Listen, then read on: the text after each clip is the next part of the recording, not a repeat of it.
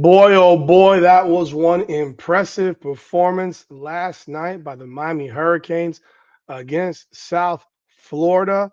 The Canes drop kick, dominate, decimate, destroy the number 18 ranked South Florida Bulls 49-12 at the Hard Rock. We were there. What an environment. And we're going to talk about it. Welcome back, everyone, to another edition of Hurricanes Unfiltered, powered by Come On Now, the podcast. I'm your host, Rudy Rodriguez Showmont. Hit the like button, subscribe to the channel, ring the bell, leave a comment. Let me know your thoughts of the game and the content, my comments on it. Man, oh man, that was exciting. That was football that we have not seen from the Miami Hurricanes in, I'm going to be real, that was the most dominating performance the Miami Hurricanes have had in 8 years. Period. 41-8 against Notre Dame back in 2017. This was the most dominating performance since then. The Canes looked fantastic. And you know that I'm a hypercritical person. They looked fantastic. Yeah, they made some mistakes. But man, it was belt to ass from start to finish. They get the ball first. They drive right down the field, 7-0. They make a stop. They get the ball again, 14-0. Joshua Moore, freshman phenom, gets an 8-yard touchdown and a 39-yard touchdown pass from Carson Beck. It's 14-0 Miami, like that. And it was smooth sailing from there. The defense was absolutely fantastic, dominant. Ruben Bain all over the field the entire game. Telling you, you hear his name being called every single play. You see the action there. He's in on everything. Bryce Fitzgerald, interception again, sets up a touchdown that makes it 28-6 just before the half. Miami has a special group of young players that are going to be big time for this program. It was impressive. You have a delay, a lightning delay. Here's the funny thing about the lightning delay. I'm in the building, I'm there, and it wasn't even raining when they go. These delays drive me crazy because it wasn't even raining. So it took 30 minutes to actually start raining from when they went into the delay. And you have over a 100-minute delay. And you're concerned as a player, as a fan, as a player, as a coaches, how do you respond after a delay when you've been dominating the entire way? There's 13:45 to go in the first half. Does Miami come back out and continue to do this? And lo and behold, they did. They just did. South Florida makes it 14-6, but Miami gets the ball right down the field, 21-6. Miami stop, 28-6. Miami's defense comes up with big fourth down stops. Just an outstanding performance. Let's talk about this game in specifics. The Canes racked up 576 yards of total offense. They held South Florida to 332. A lot of the South Florida yardage was fluffery. It wasn't anything significant. They had some drives. Miami's defense, Ben, never broke. They did score 12 points. Woohoo. My score prediction, I believe, was 38-17. I mean, they beat them this year worse than they beat them last year in Tampa. Seriously. They were Miami. This was a thorough ass whipping. Carson Beck has a fantastic game. He goes 23 of 28, 340 yards, 3 touchdowns. He does have the 2 interceptions, and there's a funny story behind the 2 interceptions. The first one, I think he made a mistake. That was a bad throw. They're trying to push it into the end zone. I thought at the time they probably could have put the ball on the ground and run it. It was almost like they were trying to force it down there to get in the end zone. But the second one that he had, now it's in the second half, he says that he was throwing the ball to the guy behind Malachi Tony. And the guy behind Malachi Tony, I don't remember who it was, but that dude was open. That dude was open, and Malachi Tony jumps in the air and he tips the ball. And Carson Beck joked in the post game press conference and says, I didn't know Malachi Tony had a 50-inch vertical leap. I mean, obviously, and that was being funny. But yeah, Malachi Tony wasn't the intended receiver for people that don't know that. Malachi Tony was probably 7 to 10 yards in front of the actual intended receiver, something like that. I thought I didn't think it was a bad read. I thought it was I could see from where I was sitting where the ball was going. So I don't really put that on Beck. But yeah, they had two turnovers this game. This is their first first turnovers of the season. However, the defense didn't allow anything to happen from these turnovers. Mark Fletcher has an outstanding game, 16 carries, 120 yards, 2 touchdowns. Thought he had a third touchdown, and that was brought back. They ended up scoring anyhow on that possession. He also had 2 catches for 25 yards. Fletcher in post game talked about how he's wearing a T-shirt of his father, who tragically passed away last season, and he's talking about how he's found his why in football. He said, "I loved football, but now I know why. It's like his why is his dad." And he played a great game. A salute to that kid. Congrats to him. Having a game like that, breaking 100 yards. He was a battering ram, had a 38-yard touchdown run. That was the run that made it, I think, 21-6. Yeah, that was the run that made it 21-6. He also had a 13-yard touchdown run that made it 35-6 in the third. Equally impressive in this game was South Florida makes it 35-12 early in the fourth quarter, and Miami gets the ball and goes right down the field. 9 plays, 75 yards, touchdowns, 42-12 with 7:04 left. And that's the wrap. The ball game is over. Gerard Pringle actually closed out the scoring. He scores again to make it 49-12 with under 2 minutes to go. An all around great performance by this team. The defense was everywhere. I thought they played absolutely sensationally. They had Byron Brown running for his life the entire game. Keem Mesidor talked about the game plan. He said that, yeah, you got to stop this dude. This dude is their offense. This guy was their offense. And yeah, he ended up finishing with 274 yards passing. He wasn't efficient, 20 at 36, one interception, one touchdown. He was held, I think, even more impressive. He only had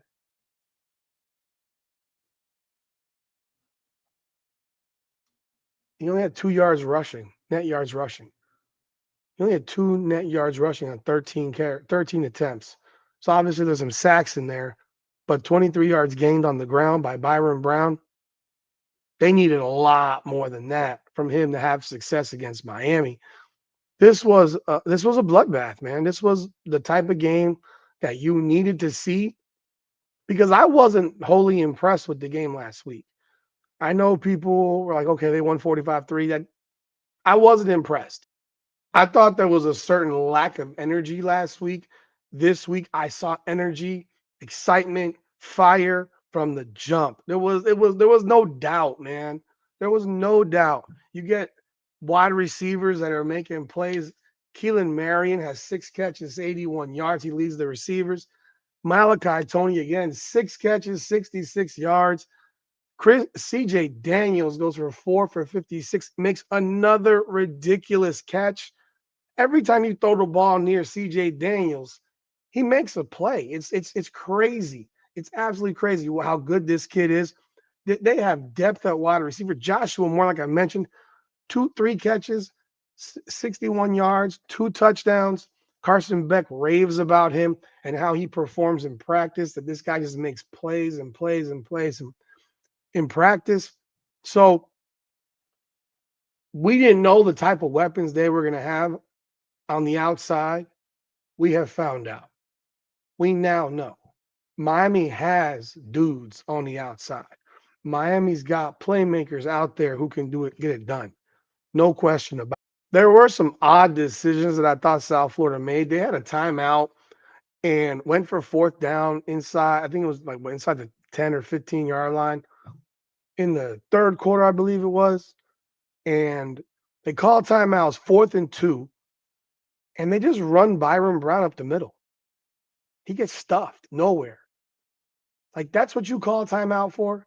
Very odd play. I understand he's your guy, but that type of play is just weird to me. They had some odd play calls, but that's their offense. They rely on this guy. Defensively, Akeem Mesdor has 6 tackles, a half sack. Ruben Bain has 6 tackles, 1 tackle for loss. Again, Bryce Fitzgerald had another interception in this game. Overall, I thought it was a well coached game as well. I didn't see any things that I thought were glaring coaching wise. Miami just played really, really well, bro. And they're still hyper analyzing how they played in the post game press conference and the things that were said. Mohamed Toure talks about they want to be the best defense in the country. They got things they got to clean up. That's the attitude you want to have from players. You want players that have that attitude of, yo, we didn't do enough. And this is in a game when you won 49-12 over the number 18 team in the country who had 2 top 25 wins. You want that type of attitude in your locker room. Keelan Marion after the game says, "Yo, we got so many weapons in this wide receiver room. There's so many weapons." Carson Beck talks about how someone's got to get a 100-yard game, but they got so many weapons, and he's saying someone's going to get a 100-yard game. Carson Beck also talked about how he's connecting with how the connection with the team is, and how it's come along so well because Carson Beck reminded you he's a Florida boy. He's from Jacksonville. He's from the state of Florida. We carry ourselves differently in the state of Florida. It's just how it rolls. Football players are different in the state of Florida in how they carry themselves. And he has a swagger about him. He has a control about him. I don't know if people realize how big this kid is. He's 6'4". He's solid, man. He's a big dude. He carries himself like a leader. And there was one, I forget which person made the comment, but the difference between Cam Ward and Carson Beck is one was black and one was white. That's funny as hell. But realistically, there are differences. Obviously, Cam Ward was more of a gunslinger and more of a, athletic playmaker type of guy. Carson Beck is more technical, in my opinion, from what I'm seeing. I think he throws a real nice ball. I think they both threw a great ball. I think he throws a real nice ball. I think he has great control of the offense. So moving from Cam Ward to Carson Beck, man, I almost feel like Jesus Christ. We let Cam Ward I'm a Hurricane fan. Cam Ward was let down by the fact that the defense just wasn't able to perform last year.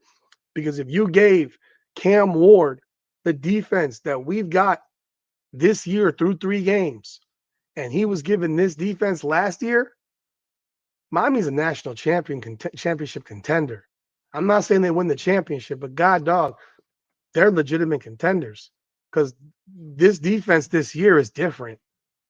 We'll see in coming games as well, but South Florida was a tough game. Notre Dame was a tough game. I don't care that Notre Dame lost yesterday by 1 point because their holder can't hold a damn ball and they lose on a 4th down play. I don't care about that. Notre Dame's a quality football team, very good football team there. And so, and I don't, and honestly, I think we also saw that LSU had struggles with Florida. DJ Lagway threw 5 interceptions, and still LSU only beat Florida 20-10 in LSU. And that Florida team got beat by South Florida, and they lost on their home field. And guess what happened yesterday? 49-12. So you've played tough games already. Your defense has been very, very good. This defense last year, man, would have made Miami special. And this defense, I think, is going to make this team special because I think Miami's going to drop kick Florida next week, go into that bye week, have 2 weeks to chill or a week to chill, and then get ready for Florida State because Florida State will be a top 10 matchup unless they blow it against Virginia to be a pair of undefeateds playing in October on October 4th in Tallahassee. That's my belief. And that game is going to be an old school epic showdown, Miami versus Florida State.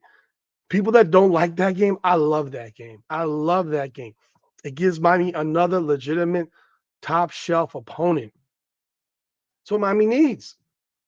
This type of this generation is different in football. That's a playoff.